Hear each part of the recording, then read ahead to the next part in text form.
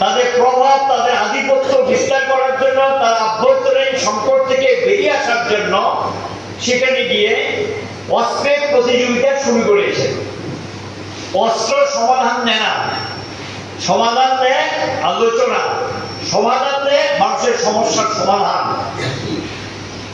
আমরা চাই একটা শান্তিপূর্ণ পৃথিবী, একটা উন্নত পৃথিবী, যে পৃথিবীতে শ্রেণী বৈষম্য থাকবে না এবং যেখানে মানুষ মানুষকে শোষণ করবে না, মানুষের মধ্যে কোনো বৈষম্য থাকবে না, তার অবসান করতে চাই।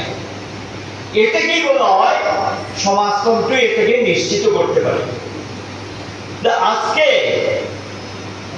সারা পৃথিবীতে নতুন করে এই বিষয়গুলি ভাবনা মধ্যে এসছে।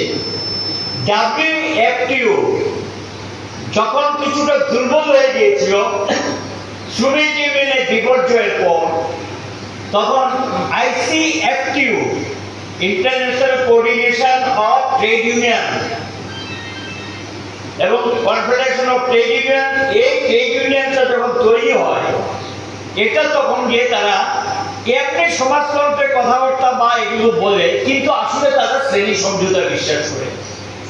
আমার সৌভাগ্য হয়েছিল ICFTOর একটা কনফারেন্সে CITO কে নিমন্ত্রণ করেছিলেন কমরেড চিত্তব্রত মজুমদার, তখন CITO জেনারেল সেক্রেটারি, সভাপতি কমরেড MK পান্ডে। সাউথ কোরিয়াতে কনফারেন্সটা হয়েছিল সিউলে, সেই সম্মেলনটা আমরা অংশ নিয়েছিলাম। লক্ষ্য করে লাগলো এই কনফারেন্সটার মধ্যে দুইটা বিষয় সামনে এসে গেছে। একটা অংশ বলছে শ্রেণী সমঝোতার লাইন, আলাপ আলোচনার মাধ্যমে, বোঝাপড়ার মাধ্যমে শ্রমিক শ্রেণীর সমস্যার সমাধান করা সম্ভব। আর একটা অংশ যারা কমিউনিজমে বিশ্বাস করে, তারা এটাকে সাপোর্ট করবেন না। এবং এই নিয়ে 3 দিন যাবৎ বিতর্ক হলো।